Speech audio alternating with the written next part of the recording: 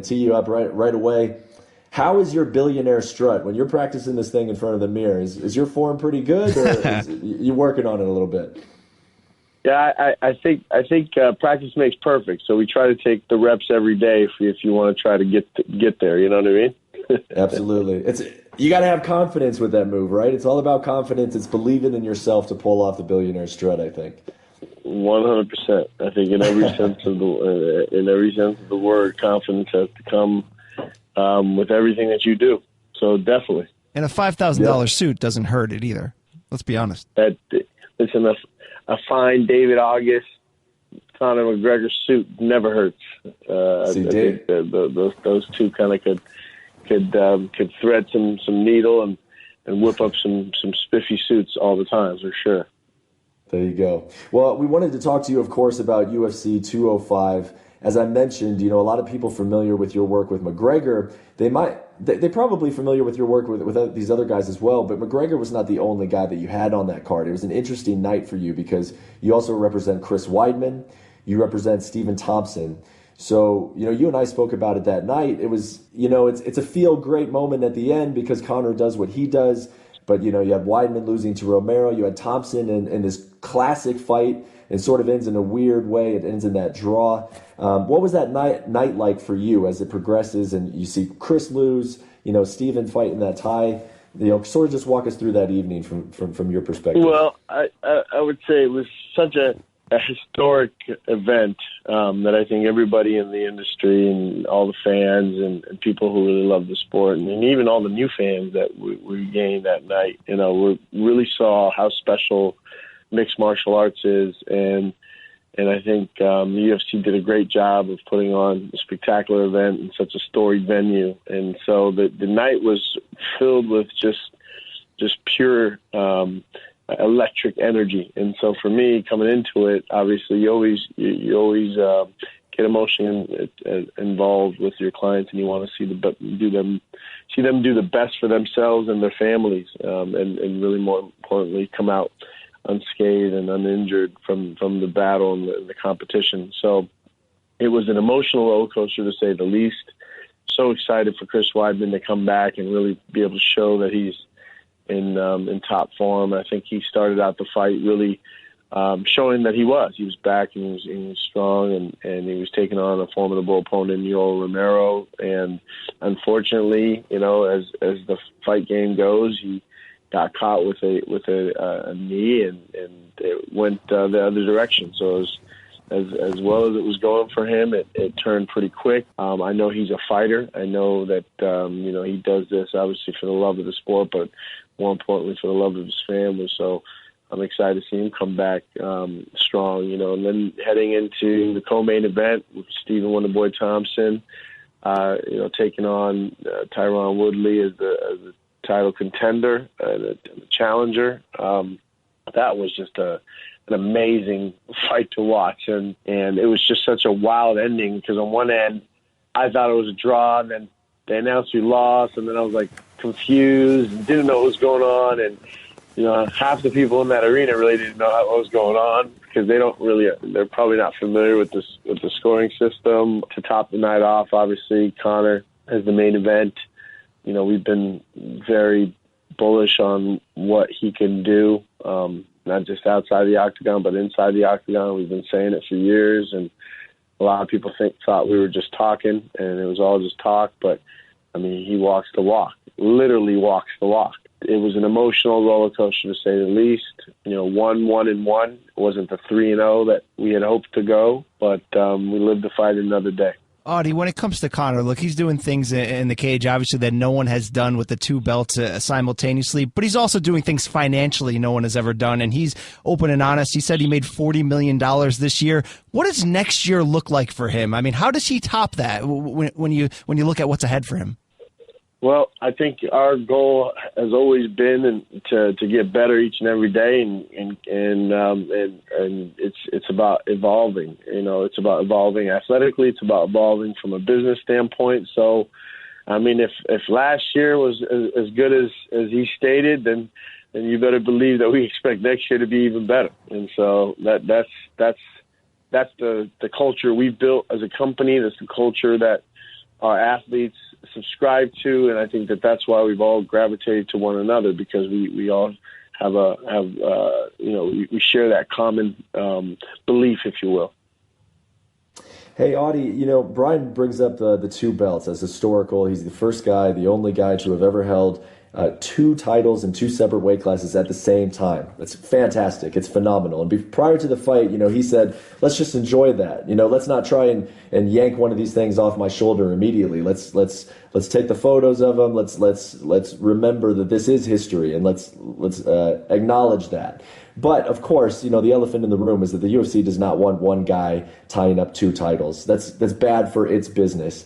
I'll tell you my personal opinion, watching Conor, listening to him, I don't think he's unreasonable. I think that he will probably, if the UFC makes it worth his while and they're coming to him with the proposals that he wants to hear, that he would say, okay, I will vacate one of these titles, because I think that he probably understands where the promotion is coming from. Am I completely wrong on that one? What is his stance in terms of holding those two titles at the same time? I think he's a businessman, so he's going to make business decisions. But no matter what happens, nobody could ever take those belts away from him. It's all figurative at this point. There's nobody that has beat him for those belts. And so the way I look at it is, whatever business decision Conor decides to make, it's a smart one. I know that, and I know that we have proven that to date. I think that. If a belt is taken or what have you, it's figurative. He still keeps the physical one. You know what I mean? He still keeps that win. Nobody beat him to dethrone him from whatever division he decides to vacate, if he decides that, right? So my thing is he will always forever be the first person to hold two belts simultaneously at the same time. And anybody else that essentially is granted that belt or given an opportunity to fight for whatever belt that's vacated, if it's done, they still have to beat him, And so I think that's what really still has to happen for them to feel really good about that. Audie, whose fault was it that there were not two belts in that cage immediately? Conor seemed very irritated by that. It was irritating, but I would say that, credit to the UFC. I think they acknowledged that they made some mistakes that night, and I think it was such a big event. I mean, there's going to be human errors in business at times, and I think that it sucks when it happens at such a large, big stage like UFC 205 and MSG, but it happened. I think they made a mistake. I think that was part of the plan the whole time, and it was something that I know we discussed with them. So. Ultimately, it was just a mistake, and I think that they were credit to them for acknowledging it to us and apologizing behind the closed doors, if you will. And it's just those things happen. It's unfortunate, but I tell you, Conor made it. Conor was Conor, and he made it for great entertainment. And how he was calling for the other one, so ultimately it worked out. At the press conference after the event, after the fight, he's talking about how now he wants a business meeting with the new owners, the WME, IMG, those guys of the world. It says that he said hello in the backstage, but he hasn't had that business meeting where he sits across from the table from them and talks business. That's what he likes. That's how he likes to characterize it. When does that happen? When does he sit down with Ari Emanuel, Patrick Whitesell, and this ownership stake? Do you believe that's realistic? Is that something that it's not really something that we see in obviously this sport and other sports as well, when it's sort of set up in this league structure? Is that a realistic demand on his part in your mind? I mean, listen, I think they've set precedent by bringing on other active athletes from other sports as owners now. When you see other athletes and other celebrities now owning a piece of it, why not the guy that drives the most revenue? I mean, unless there's a logical answer for that, we're still waiting to hear that. We haven't heard that. And so in terms of sitting down with Ari or Patrick, I think it's all been just very, informal, hello, that's it. And Dana's still, he's still, I would say, the leader of the company. So we're trying to better understand, how that dynamic is going to look now, because traditionally it was Dana and Lorenzo, and now Dana's definitely running it on his own with Lorenzo being gone. But the question is now it's time to talk about what's next for us in terms of Connor's career and Connor's contract. And as I said earlier, like, Connor's a businessman. He's going to make business decisions. So however they want to structure a meeting, as long as it's a productive meeting and Conor walks out of there and is ready to fight again, then it doesn't matter who they decide to sit in front of us. But we just don't understand how it's going to be done. I think that's Conor's biggest thing, is like, well, who are we talking to? Who's going to be sitting at the board meeting with us, if you will, right? I think that's been his biggest thing. The ownership stake thing, I think, is tricky only because of the nature of the sport. If you have one athlete who's basically a minority owner or has a small stake in the company, it could be looked at as a conflict of interest, because there's matchmaking associated with that. And, there's a lot of different moving parts in terms of just a conflict of interest if a fighter has some kind of say or overall stake in a fight that doesn't involve him. But something that and we'll see what happens with that. But I think also listening to Conor, what comes to my mind is that he's talking about bigger paydays as well. And obviously this was a great year for him. He mentioned the $40 million that he accumulated in 2016.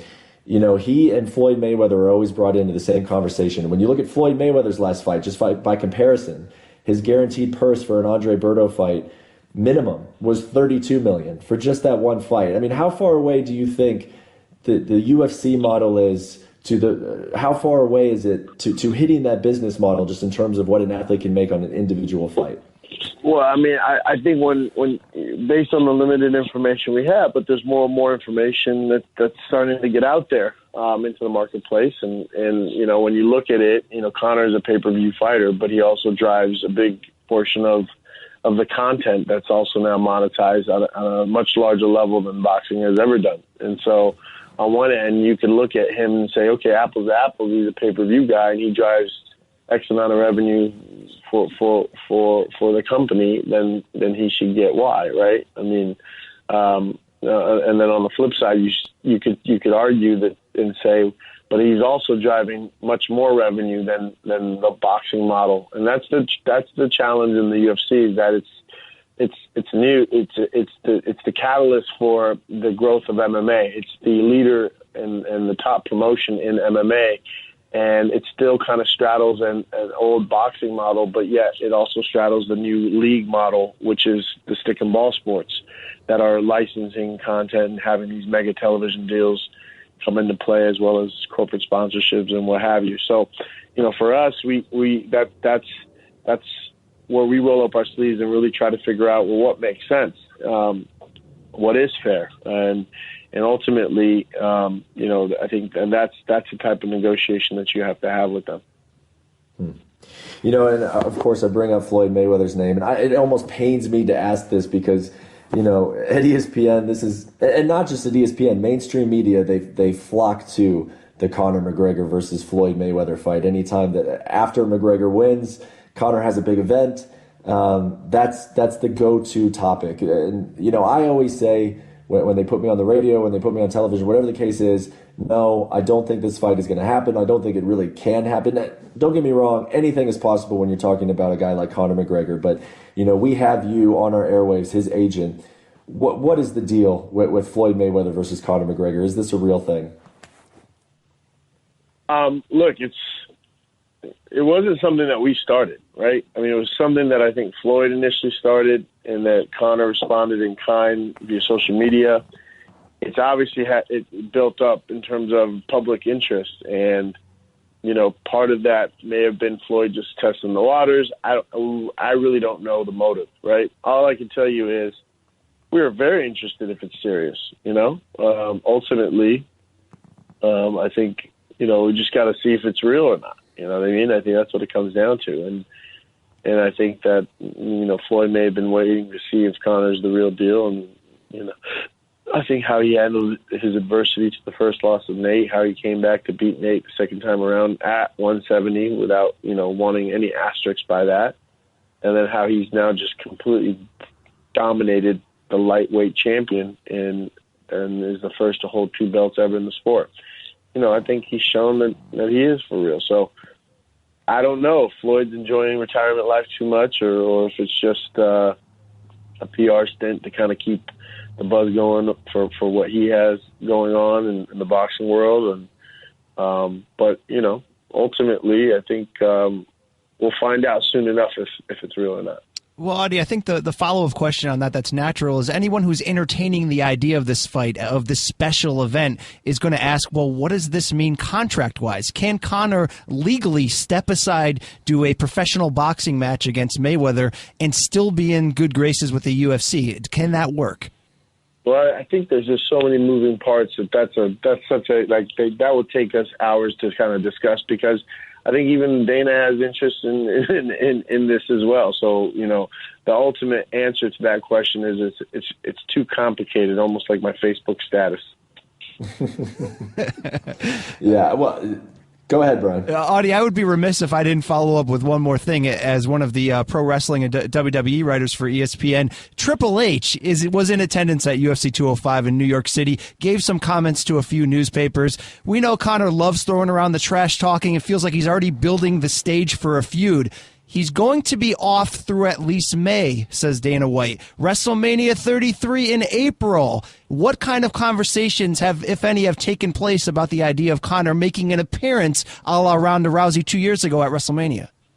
Not any direct with the WWE or Triple H specifically, but we have heard it from other members of the media and other people involved in the business, and ultimately, look, I think Conor's had his say via social media at times, but I mean, he also is he's someone that appreciates people that sacrifice, that train, that are dedicated to their craft, whatever it may be. So I think it's phenomenal that a guy like Triple H was at the fights, and I heard he said some positive things, which is always good to hear.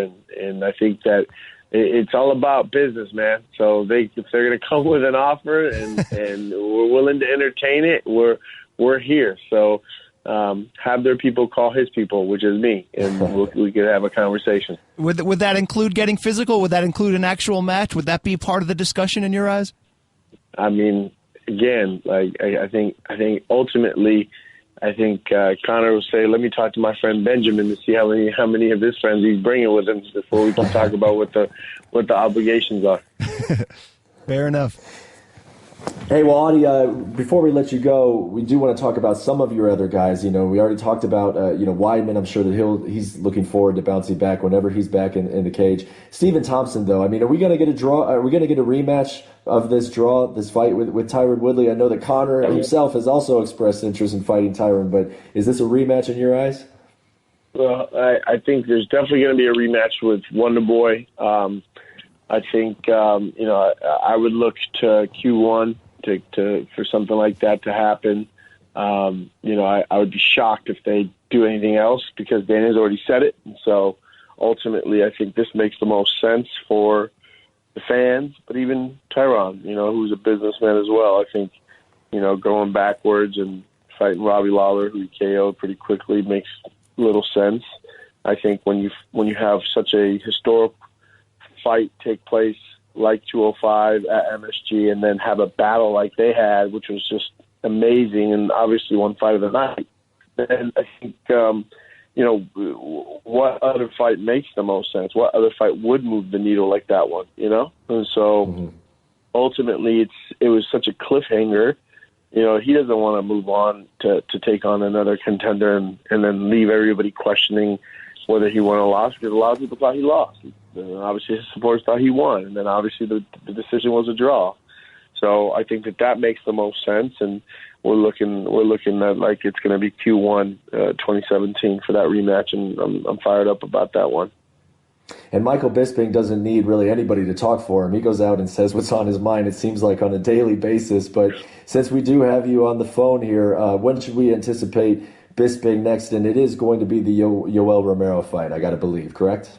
Well, I mean, we'll see. Ultimately, I think, we've heard all this GSP talk, and we got to see if that's real too, because ultimately, who doesn't want to see Michael Bisping versus GSP? I mean, that's just such an amazing fight, and for Mike to, notch another win against another legend, it would be just amazing 2-year run for him, capturing the belt and then the names that he's been able to beat, which have been some of the best in the sport ever. And so, and then obviously you have Yoel Romero, who's a top contender, who just beat Chris. I think that's someone that's definitely up there that you have to take into consideration. And I know Luke's been begging for that rematch, so he's trying to throw his name in consideration. But right now, Mike's just healing, working on all his other, business endeavors that include acting, and then obviously his media work. He's one of you guys now, part-time. Yep. So I think for him, it's just really trying to heal up. He's going to enjoy the holidays with his family, because he's really been on a tear. But when he deserves it, and then we'll try to figure things out once we see, what's real and what's not. I would imagine, say Q2 at some point, Q2, maybe end of Q1 for 2017 as well for Mike. Well, that's all I got. Brian, you got anything else for Audie before we let him go? No, good stuff. Thanks so much.